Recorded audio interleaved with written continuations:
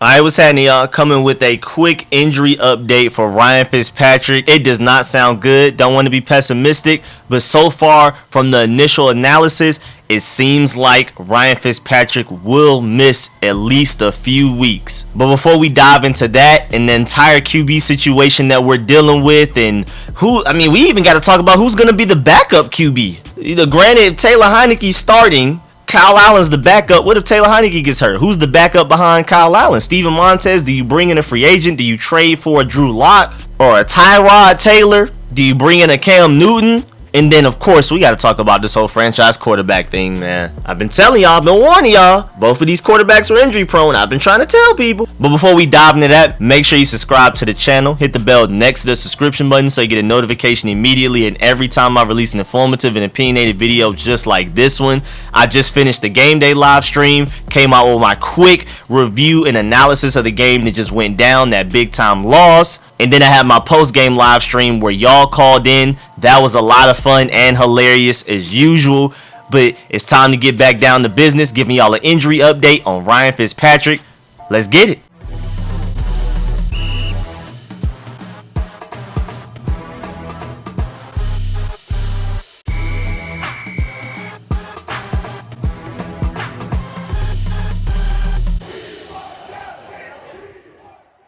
Alright, well, Ian Rappaport just reported that Ryan Fitzpatrick is expected to miss multiple weeks due to a hip injury he suffered Sunday. Ian Rappaport also said that it is believed that Ryan Fitzpatrick has suffered a hip subluxation. And he'll have an MRI tomorrow, as in Monday, to determine if it's actually that. And of course, the hope right now is that nothing is broken, but the injury is considered serious, as you see at the bottom of the screen. Remember, Ryan Fitzpatrick, you gotta emphasize the fact that he's 38 years old. That's an important part of this. And he looks slower in the pocket than I'm used to seeing him looking. I mean, that age may finally be catching up to him. Granted, the play that he got hurt, that was just straight up Charles Leno. Anybody would have gotten caught by that. I mean, even Lamar Jackson would have gotten caught by that, how bad Charles Leno got hit. And with it being behind Ryan Fitzpatrick, he had no chance of seeing it. But he exited today's game in the second quarter after sustaining a crunching hit from the Chargers defensive end. Again, we'll know more Monday after they get an MRI for him, but it's not looking good. And it sounds like, first of all, we play the Giants Thursday, a very short week. So Taylor Heinicke starting against the Giants. Do you pretty much go ahead and accept that? That sounds like information that's already known. That seems final. But beyond that, now we have to look towards the future. Is Ryan Fitzpatrick out 2 to 4 weeks? Is he possibly out 8 weeks? Is this an out for season thing since he's 38 years old? I mean, when you're older, injuries linger more and hit you harder than when you were younger.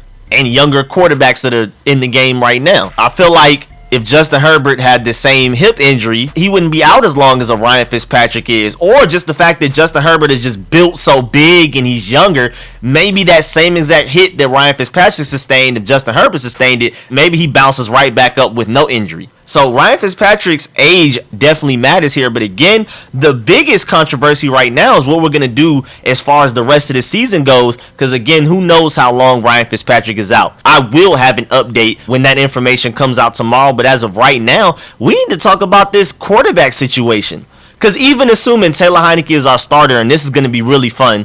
One, Taylor Heinicke has not proven that he can stay fully healthy. This was the first game that he finished the game without any notable injuries, but he didn't even play a full 4 quarters. He came in the second quarter. What if that was him on that play that Ryan Fitzpatrick got hurt? Would he be out as well? So with him being so small and his track record as far as injuries go, I'm not depending on Taylor Heinicke to start the last 16 games of the season for us over the course of these next 17 weeks. So we also have to worry about who's the backup quarterback behind Taylor Heinicke. And as of right now, that's Kyle Allen, who, first of all, I don't really like at all. But he's also had major injuries sprinkled around his career. Remember, he had a season-ending injury last year. He never actually even got benched. He just got hurt, and we ended up bringing Alex Smith into the game because of Kyle Allen's injury. And then even beyond that, I thought it was a little risky going into this game with only 2 active quarterbacks anyway. So now after Ryan Fitzpatrick has gotten hurt, hopefully we learned our lesson. That means we're probably going to have 3 active quarterbacks moving forward this year. Taylor Heinicke, Kyle Allen, and somebody else. Will that be Steven Montez? Are we looking for quarterbacks outside of our organization? Are we looking at a potentially like a Drew Lock? Are we looking at a Gardner Minshew? Are we looking at a Tyrod Taylor, who's actually balling for the Texans? So I highly doubt they trade him. And even if they were, they would probably tax us a price too high for me to even be comfortable with trading for him. Unless maybe like if we were like a Super Bowl team and we were Tyrod Taylor away, maybe I would even kind of think about it. But I highly doubt we're going to make that move because, first of all, we're not a Tyrod Taylor away right now from a Super Bowl. Even though he did look good for the Texans, I don't know how long that's going to last. And then, of course, there's the question, do we go and get Cam Newton? He's a free agent. He's free. Probably not asking for too much money. Already knows the Turner system. Has been under Ron Rivera and Marty Herney. He recognizes a lot of faces and important people that transferred from the Panthers organization to this one. So it almost feel like a second home to him.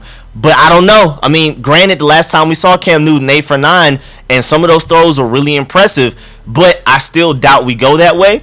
But it's interesting because Ron Rivera even alluded to the fact that they may have to go a route like that. During the post game, he said that he didn't have any further information on Ryan Fitzpatrick's hip injury, because nobody does right now, but he will go an MRI on Monday. But he acknowledged the fact that the extent of Ryan Fitzpatrick's injury will definitely dictate what the team's future plans at the position will be. So if the injury is worse than what we think, there is an option on the table where we may go bring in some outside help. And then even beyond that, like I've been telling y'all, I've been captain of the we need to get a franchise quarterback fan club, army, whatever you want to call it. I have been the leader of this. I've been spearheading this. We need a franchise quarterback. I was willing to trade up to whatever we needed to get to even get a Trey Lance. And with how far Justin Fields fell, I was very surprised we didn't trade up to make that move. Granted, we would have had to figure out how to trade with the NFC East division rival, so they probably would have asked for more value from us than what they asked from the Bears, again, because we're a division rival. And it's just like really unheard of for you to trade with a division rival and allow them to get their franchise quarterback. That's unheard of. But even so, we could have traded up to one of the picks before that if we really wanted a Justin Fields, and I felt like we should have done so. And I mean, even I'm still one of the people that's optimistic about Jamin Davis. I think he's going to end up being a really good linebacker, but it's not going to happen anytime soon, is from what I've seen. And as of right now, that's even proven my case more that we should have went and gotten a Justin Fields over at Jamin Davis. But now we have to start looking towards these college quarterbacks.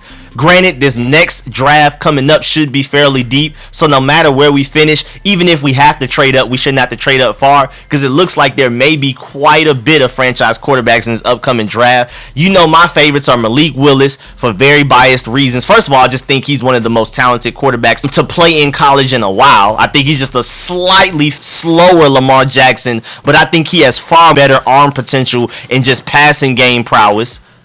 I feel like he has a stronger arm. I feel like he has the ability to be more accurate and a better decision maker than a Lamar Jackson. So I just think ultimately Malik Willis will be a really good quarterback at the NFL level, especially since so far what I've seen from him in college in these first 2 games, he's cleaned up a lot of his mechanics, and that was like his biggest issue last year. But I mean, even so, y'all know I'm biased. Southwest Atlanta. He went to Westlake High School, just like Cam Newton. Why I love Cam Newton so much. Adam Pac-Man Jones, even AJ Terrell. So there's that bias. But also, again, for reasons I've explained, I just really like Malik Willis. Then you also have Carson Strong, and you also have Matt Corral. Those are my 3 favorites. Of course, like the fan favorite, the consensus number 1 right now, Spencer Rattler. I'm not a huge fan of Desmond Ridder. I don't love Sam Howell either. And there's a lot of other quarterbacks I haven't even had the chance to check out. But my 3 favorites right now, ever since the offseason before the college football season even started this year, are Carson Strong, Matt Corral, and Malik Willis. So I'm hoping that not only we end up getting them as my burgundy and gold, but I also need to see improvement from all 3 of them. I mean, granted, I'm super biased towards Malik Willis, and I love him. I hope he ends up being a really good player. But at the end of the day, if come draft time, he doesn't look like he can be our franchise quarterback because he hasn't improved enough as far as accuracy, mechanics, and decision making and all of that type of stuff, I don't want him. So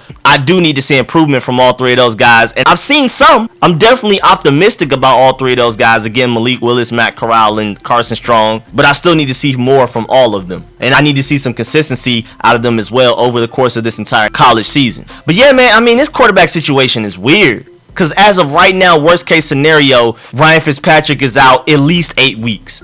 Again, even just beyond what we're going to do a franchise quarterback to win games, who are even the backups we're about to bring in? Again, after only going into this game with 2 quarterbacks, and I was questioning that, I feel like we need to learn our own lesson and go into the next game with 3 quarterbacks. But we don't even have 3 quarterbacks on roster right now. Taylor Heinicke, Kyle Allen, and then maybe Steven Montez off of the practice squad temporarily. But then again, it makes it even worse that this is a short week going against the Giants. So we don't even have much time to prepare. Taylor Heinicke is the presumed starting quarterback, and he only has 7 days to get ready. And then whoever the backups are, if we bring one from an outside team, if we trade for one, pick one up in free agency, they're only going to have 7 days to come in and try to learn as much as the offense as possible just in case they have to go into the game because both Taylor Heinicke and Kyle Allen are injury prone. So, I don't want to say this is cold red for the quarterback position, but man, it's ugly. But yeah, man, that's the end of this video. Please get in the comment section. Let me know how you feel about everything discussed in this video. Please like this video if you liked it, if you learned anything.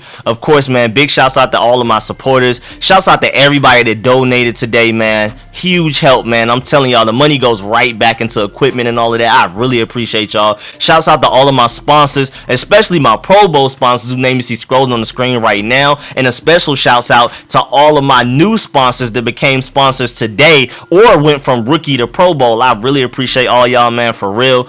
Coming out with endless content. I'm even going to work on some film sessions for this game that just went down. So be on the lookout for all of that. I'll catch y'all later. I'm out.